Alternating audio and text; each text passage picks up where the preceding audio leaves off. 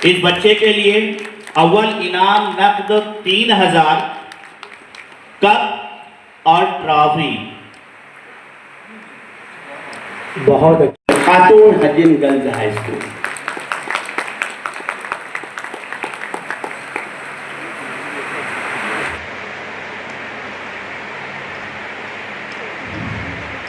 لیجیے۔ صدر دیشان، اہل میزان اور شریکان محفل، آج کی اس بزم میں میرا موضوع سخن ہے اسلامی تعلیمات میں ماحولیات کی اہمیت۔ ماحولیات میں وہ سب کچھ ہے جس میں انسان یا دیگر جاندار رہتے ہیں، چنانچہ زمین، جنگل، پہاڑ، دریا، صحرا، مختلف النوع جاندار جیسے انسان، پرندے، حشرات الارض، یہ سب ماحولیات کے لازمی اجزاء ہیں اور یہ سب اپنی فطری زندگی میں ایک دوسرے کے لیے ضروری ہے، لیکن انسان نے فطرت میں مداخلت کر کے اسے درہم برہم کر دیا ہے۔ اس وقت پوری دنیا کے لیے ماحولیات کا مسئلہ سنگین نوعیت اختیار کر گیا ہے۔ ہر سال ہزاروں اقسام کے چھوٹے بڑے جاندار، حشرات الارض، پرندے اور پیڑ پودے سفح ہستی سے مٹ رہے ہیں۔ توازن میں جب تک یہ ماحول تھا، بڑی جاں فضا تھی زمین کی فضا، یہ مٹی، یہ پانی، یہ آب و ہوا، بشر نے اسے کیا سے کیا کر دیا۔ محترم سامعین، اسلامی تعلیمات میں ماحولیات کی اہمیت کا اندازہ اس بات سے لگایا جا سکتا ہے کہ اسلام کا فلسفہ ماحولیات تمام قدرتی عناصر کے بنیادی تعلقات اور ان کے باہمی انحصار کو تسلیم کرتا ہے۔ اس کے مطابق اگر انسان کسی عنصر کا بے جا استعمال کرتا ہے تو اس کے لازمی نتیجے کے طور پر پوری دنیا کو نقصان اٹھانا پڑتا ہے۔ قرآن کریم کی 300 آیات اور 140 احادیث میں ماحولیات کی نعمتوں، ان میں برپا فساد کے اثرات، وجوہات اور ایک بہتر ماحولیاتی زندگی کے لیے ہدایت کا ذکر پایا جاتا ہے۔ اس ماحولیاتی توازن میں رکھنا اندازی اور آلودگی جرم ہی نہیں بلکہ گناہ بھی ہے۔ حاضرین مجلس، اگر ہم رحمت عالم صلی اللہ علیہ وسلم کی زندگی پر نظر ڈالیں تو یہ حقیقت سامنے آتی ہے کہ آپ ماحولیات کے تحفظ کے سب سے بڑے حامی تھے۔ آپ نہ صرف حیوانات بلکہ نباتات کی زندگی کا بھی بڑا احترام کیا کرتے تھے۔ آپ نے زراعت اور آبپاشی کے ایسے اصول مرتب کیے جن پر اگر عمل کیا گیا ہوتا تو آج دنیا کے سامنے زمین کے کٹاؤ یا زمین کے بنجر ہونے جیسے مسائل نہ ہوتے۔ پیغمبر اسلام صلی اللہ علیہ وسلم نے صرف زرخیز زمین کے استعمال کی حوصلہ افزائی نہیں کی بلکہ بے جان اور غیر آباد زمین کو بھی زرخیز بنانے کی ترغیب دی اور پیڑ پودوں اور پتوں کو بلا ضرورت توڑنے سے منع فرمایا۔ حتیٰ کہ جنگ میں بھی اسلام نے کھیتوں اور درختوں کو جلانے یا نقصان پہنچانے کو ناپسند فرمایا ہے اور فرمایا اگر قیامت سامنے ہو اور اگر کسی کے ہاتھ میں کھجور کا پودا بھی لگانے کے لیے موجود ہو تو اسے چاہیے کہ اسے لگا دے۔ پانی کے ذخیرے کو گندا کرنے سے آپ نے سختی سے منع کیا ہے اور اس کو گناہ قرار دیا۔ معزز حضرات، اسلامی تعلیمات کے مطابق آخرت میں ایک شخص کی نجات اس بات پر منحصر ہے کہ اس نے قدرتی ماحول کے ساتھ کتنی ذمہ داری نبھائی۔ قرآن کریم میں قدرتی ماحول کے ساتھ دوستانہ رویہ اختیار کرنے کی ہدایت اتنی واضح ہے کہ انہیں وہ لوگ بھی محسوس کرتے ہیں جن کا قرآن پر ایمان نہیں۔ پرندوں کے حقوق بتلاتے ہوئے آپ صلی اللہ علیہ وسلم نے فرمایا اگر کسی نے ناجائز طریقے سے گوریا کو بھی مار ڈالا تو اللہ کے سامنے جواب دہی سے نہیں بچ سکتا۔ فصلوں کو نقصان پہنچانے والے کیڑے مکوڑوں کے ساتھ بھی ہمدردی کا معاملہ روا رکھنے کی تاکید کی اور یہ کہہ کر ان کے حقوق متعین کر دیے کہ غلے کا جو حصہ پرندے اور کیڑے مکوڑے کھا جاتے ہیں وہ بھی صدقہ ہے۔ اسی طرح زمین دو ذخائر اور معدنیات کے استعمال کے بھی اصول مرتب کیے۔ دھوئیں اور زہریلی گیسوں سے فضا کو آلودہ کرنا کتنا بڑا جرم ہو سکتا ہے اسے اس بات سے سمجھا جا سکتا ہے کہ حضور صلی اللہ علیہ وسلم نے فرمایا کسی بھی شخص کو اس بات کا حق نہیں کہ وہ اپنے پڑوسی کے اجازت کے بغیر اپنے گھر کی دیوار کو اتنا بلند کر لے کہ پڑوسی کے گھر کی ہوا اور دھوپ رکنے لگے۔ دوستو، بحیثیت مسلمان ہمارا یہ فرض ہے کہ ہم اسلامی تعلیمات و ہدایات پر کامل طریقے سے چلنے کی کوشش کریں، پیڑ پودوں اور پتوں کو بلا ضرورت توڑنے سے روکیں، بنجر زمین پر پیڑ پودے لگائیں اور پانی کے اسراف سے بچیں۔ دعا ہے کہ اللہ تعالیٰ ہمیں اسلامی تعلیمات و ہدایات پر کامل طریقے سے چلنے کی ہدایت عطا فرمائے، آمین۔ میں بدر اس کی اور کیا کہوں کہ توازن میں جب تک ہے یہ سلسلہ، اسی میں ہے اہل زمیں کا بھلا، زمیں پہ نہ بندو مچاؤ فساد، نہ ماحول پہ یوں نکالو عناد۔ خدا حافظ۔ نحمده ونصلي على رسوله الكريم، اما بعد۔ صدر ذیشان، اہل میزان اور سامعین کرام، السلام علیکم۔ قرآن کہتا ہے اگر تم اللہ کی نعمتوں کو شمار کرنا چاہو تو شمار نہیں کر سکتے۔ آپ خود دیکھ لیجئے میرے اللہ نے ہماری صحت و عافیت کے لیے کیسے بہترین انتظامات فرما رکھے ہیں۔ یہ زمین جو ہمیں اناج اور پھل دیتی ہے، یہ فضا میں اڑتے بادل جو ہمیں پانی مہیا کرتے ہیں، یہ فضا جو ہمیں آکسیجن مہیا کرتی ہے، یہ میرے اللہ کا تخلیق کردہ ماحول۔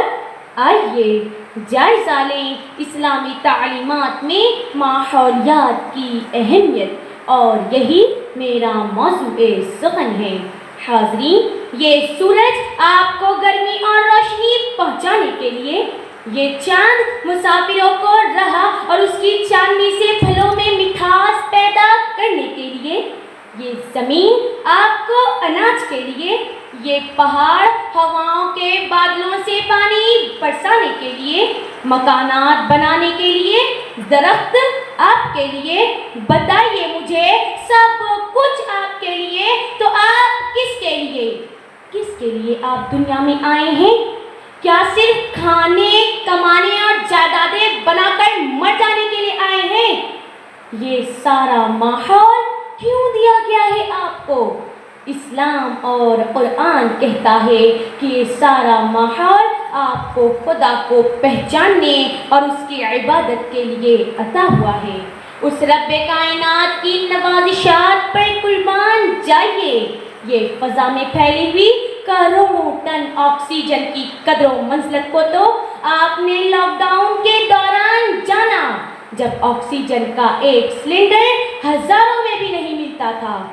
دیکھو میرے رب کی کرم فرمائیاں، آپ کیا ہر جاندار آکسیجن سانس کے ذریعے لیتا ہے اور کاربن ڈائی آکسائڈ خارج کرتا ہے۔ میرے رب نے درختوں کو لگا دیا کہ ان کی فضائی آلودگی کو تم دور کرو، تم کاربن ڈائی آکسائڈ جذب کر لو اور آکسیجن سے فضا کو پر کر دو۔ میرے رب نے فضا کو خراب نہیں کیا، ہم نے آلودہ کیا ہے فضا کو، بیڑی، سگریٹ، بم کے دھماکوں اور گاڑیوں کے پیٹرول کو جلا کر۔ ہم نے شہروں کی گندگیاں دریاؤں اور ندیوں کے سپرد کر دی ہیں۔ میرے آقا صلی اللہ علیہ وسلم نے فرمایا، الطہور نصف الایمان، پاکی آدھا ایمان ہے۔ اور ہم انسانوں نے ایندھن، دھواں، غلاظت اور فضلات سے ماحول کو گندا کر دیا ہے۔ عزیز سامعین، کاشتکار اور مالی کی محنت کا اندازہ میرے نبی صلی اللہ علیہ وسلم کو بھی تھا، اسی لیے جنگ کے دوران بھی آپ نے صحابہ کو فصلوں کو آگ لگانے اور درخت کو کاٹنے سے منع فرمایا، بلکہ ارشاد فرمایا کہ مسلمان درخت یا کھیتی لگاتا ہے تو اس کا اناج اور پھل انسان اور پرندے کھاتے ہیں تو اس کے صدقے کا ثواب کھیتی والے کے اعمال نامے میں لکھا جاتا ہے۔ جناب عالی، قرآن کہہ رہا ہے، منہا خلقناکم، ہم نے تمہیں مٹی سے پیدا کیا اور آپ اسی مٹی سے بنے ہیں، اور آپ کی تمام ضروریات خواہ وہ غذائی اجناس ہوں یا معدنیات کا ذخیرہ، ان تمام کو بھی رب کائنات مٹی سے ہی مہیا کر رہا ہے۔ وَفِيهَا نُعِيدُكُمْ، اور آپ آخر میں جائیں گے اسی مٹی میں۔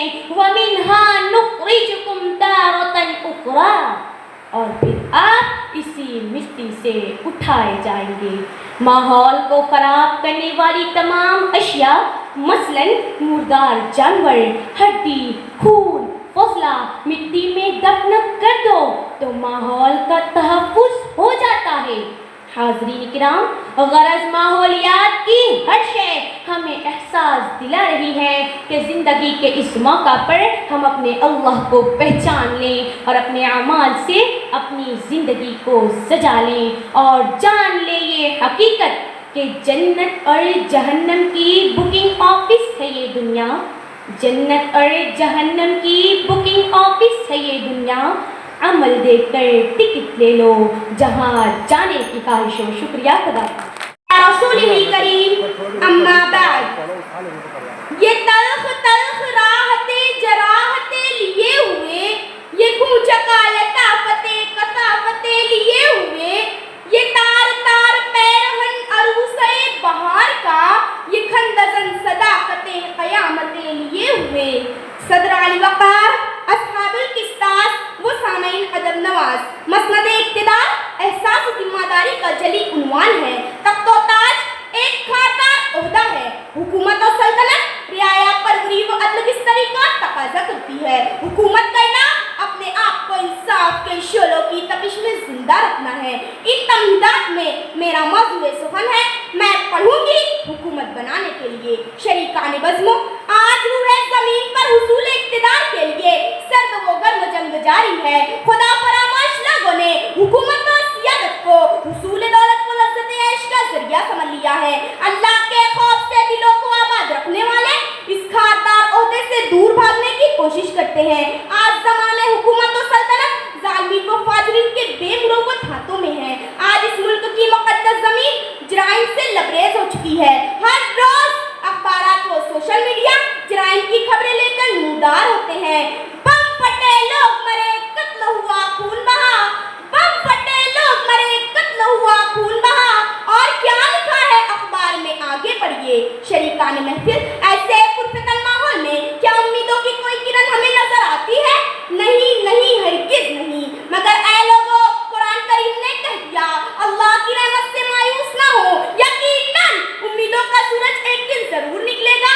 اور میں پڑھوں گی حکومت سازی کے لیے، میں علم حاصل کروں گی عدل و انصاف کے قیام کے لیے، میں پڑھوں گی عادل و قاصد عدالتوں کے قیام کے لیے، میں علم حاصل کروں گی کہ ملک میں امن امان کی گلشن مہکائے جائیں، بے بسوں اور مظلوموں کی فریاد سنی جائے، کسی ٹرین میں کسی مجبور قسمت نہ لوٹی جائے، کسی کھیت میں کسی کسان کی غریب بیٹی کی عفت پامال نہ کی جائے، کوئی بلکیس بانو انصاف کے لیے عدالتوں کے چکر کاٹتے کاٹتے تھک نہ جائے، کوئی صفیہ جعفری اپنے مظلوم شوہر کے خون کا انصاف طلب کرتے کرتے بوڑھی نہ ہو جائے۔ میں پڑھوں گی بھارت کا آئین، میں پڑھوں گی حکومت بنانے کے لیے عدل و انصاف، امن امان قائم کرنے کے تاریخی واقعات، ہاں ہاں وہ واقعات جو عہد نبوی میں برپا ہوئے، وہ واقعات جو عہد فاروقی کی حسین داستان بن کر دنیا انسانیت پر ضیابار ہوئے۔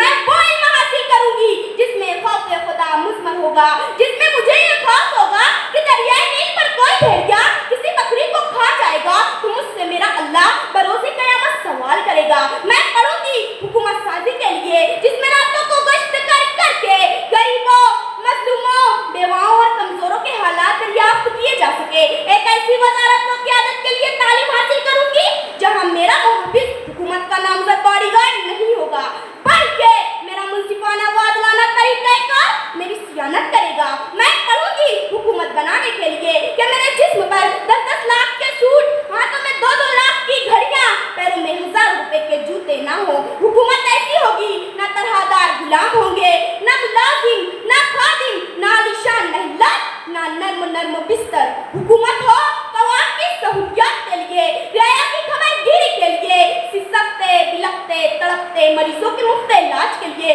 غریبوں کی چولہا جلانے کے لیے میں پڑھوں گی تاکہ جہالت زدہ بعد حکومت کا خاتمہ کر سکوں، اس طویل اور اس ملک کی بدنصیبی مٹا سکوں جہاں چائے بیچنے والا وزیر اعظم بن جاتا ہے، قاتل اور زانی اعلیٰ مناصب حاصل کر لیتے ہیں، اور پھر میر جاہلین اور ظالمین کے سامنے تعلیم یافتہ معزز شخصیات کو باادب باملاحظہ ایستادہ ہونا پڑتا ہے۔